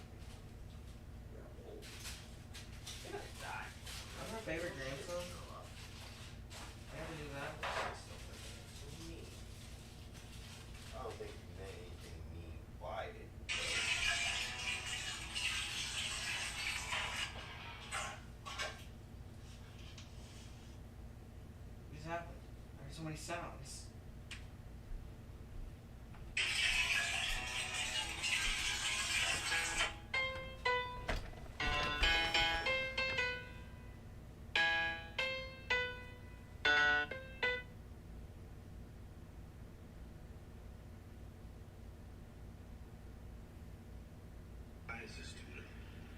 Trust me, I don't want to be. I'd like to go to sleep, but except for the energy today, I don't want to go to sleep and not wake up. Right? So, I decided, since we're having this get together tomorrow, and I told them I was going to make 2 delicious lasagnas, that I would show you the finished results. Show you the finished results. There we go. Now, this delicious beast right here is made with ground pork and beef with portobello mushrooms, broccoli, and 2 types of cheese, provolone and whole milk mozzarella. Homemade sauce. That thing is about 5 pounds. This one, sweet sausage, hot sausage, spinach. Oh, and of course ricotta, folks. Spicy ricotta in this one. It's just delicious. Okay, now I know. It's 5 o'clock. Are you still doing your little stream, boy? Oh shit. It is still. You know what, Miles? I'm sorry, people. I am so sorry. You know, let me get back to the story as I was telling you. Yeah, Bam. your head is not okay. So right we're now. There's here, no way right? you got We're this. here. It's like been a couple of weeks. Like it's October. Now we're into November. We have Thanksgiving. You know, go over there, eat dinner. You know, talking about dumb stuff, whatever. I don't remember what we watched. Some movie. Who cares, right? You're straight. I think I ended up falling asleep in the midst of the movie because I was, you know, working my ass off, tired and shit, you know. And I think I did some cooking for this. Obviously, I had to do some cooking. I know she didn't do all of it. She did some. I'm not gonna say she didn't do any, but she didn't do all. Who cares? We went, we ate, I left. I think the boys came back with me because I had like a few days off from work, so they came back. You know, for a little while, everything seemed to be normal, right? You know, I'm talking to her because I didn't realize at the time it was just out of sheer loneliness. You know what I'm saying? I was lonely as hell. I was not used to my sons coming over on the weekends. Like, I didn't like that. It was just weird. You know, like, and it would become, you know, the older one would talk about how they go home and she's on their asses about every little fucking thing. You know, just, their life was just so miserable there. And then she would try to call me and get me to enforce her rules in her house while they're here. Like, take this way, don't let them do this, blah, blah, blah. I'm just like, no, we're not doing that. This is my house. I'm not enforcing her rules. I don't live in her house. Like, and it started to dawn on me. It started to, like, really start to gel in my head. Like, okay, I thought it, and then I put it out of my head, because I'm like, nobody would do anything like this. Nobody's that fucked up. But then, excuse me, one day she said something. She accused me of lying about some shit. Number one, I don't have to lie to her about anything. Like, for what reason? I live in my own place. I don't need or get anything from her. So, like, what is me lying supposed to get for me? Like, I don't want her physically at all. Like, there's, you know what I'm saying? Like I said, once I leave somebody, I don't go back. It didn't work the first time. It's not going to work the second time. It's not. It's not. Especially if it was a relationship. Now, if it was just somebody who I had a physical, you know, encounter with, and we just happened to not see each other for a while, and I run into them, and they're like, hey, and I'm like, hey, and they're like, hey, and I'm like, hey, and then, you know, shit happens, then that's different. But as far as like an actual, we were in a relationship and broke up type shit, no, I'm not going back. I've never done that. Never in my life. And I won't start now. Because like I said, if it didn't work the first time, it's not going to work the second time. That shit just don't work. It doesn't work. You'd be stupid to think it does. You'd be fucking retarded. Like a jackass. And then that's when like dumb shit continues to happen to you because you're too busy with your head up your ass trying to do shit that makes absolutely no sense, but then you're trying to make sense of something that has no logic. And you drive yourself insane doing it. And for people who you shouldn't do it for. So yeah. Life is interesting. It's better. Has its moments. But it is better than the alternative. Better than being dead. You know, the fucked up thing is today I was thinking about, like, getting hurt at work. Like, we were actually talking about the different things, the different types of injuries that we have to worry about at our job. And I had 2 of them happen to me. 2 of them. Almost got my fucking front teeth knocked out of my mouth, and then almost got my fucking head smacked off. Wasn't fun, you know. Wasn't a fun day. The motherfuckers weren't doing what they were supposed to do, and you know, people want to nitpick shit that I didn't do, but because I'm a responsible person, because I'm in that area and I'm the senior person in that area, I take responsibility for anything that doesn't get done. Yeah. Just the type of person I am. You don't hide from shit. But it is what it is. You know? It is what it is. But I've rambled on long enough, people. You know, I'm only doing this because I can't go to sleep right now, like I told you, for reasons of medical shit. And not that I went to a doctor or anything. I just know myself. I know myself. I'm either going to have wild ass fucking weird fucking dreams that I'm going to wake up thinking that they're still going on and I'm going to freak out. Or I'm going to start hearing shit. Or seeing stuff. Or not seeing stuff. So hopefully none of those things happen in the next 6 or 7 hours, I guess. So I'll keep you guys posted throughout the day, because I'm quite sure I'll end up telling some type of stupid scary story, because these are the times when my stupid scary stories get really stupid and scary. And only scary because you're like, is there anything wrong with that guy that we can possibly contact the authorities to rectify, or should we just watch and see what happens? Watch and see what happens, folks. Watch. Nothing bad, hopefully, should happen. Nothing bad's gonna happen. Enjoy your morning. Enjoy your Saturday. I'm gonna fill my Saturday with fun and love of my family. I wish my daughter was here. And my granddaughter. Yeah, I have a grandbaby, for those of you who don't know. I'm old. I know I don't look it and shit, but I'm pushing fucking 50. Like 3 years from 50, you know what I'm saying? But I don't feel like it at all, especially mentally. Like, I've gone through some stuff in my life, and I've lived a decent amount of time, but I don't feel like it's done yet.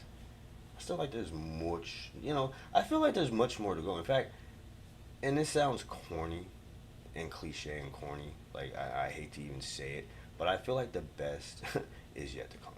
And not because of some newfound wealth or anything like that. It's just that I'm actually in a space where I can do the things that I want to do without somebody trying to make me feel like it's stupid for doing it, or putting it down and then just making me not want to do it because they're just putting so much negative energy on it.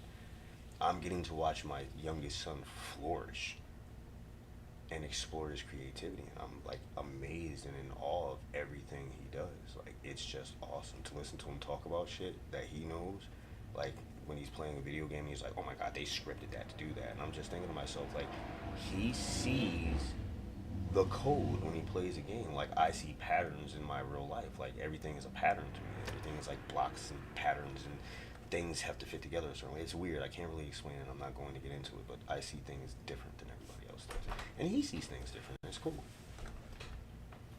So do some family shit this Saturday. Like, you know, family shit. Because that's the most important fucking thing in any country, in any civilization, is fucking family. And fuck all y'all motherfuckers out there that think otherwise. Have a good fucking life.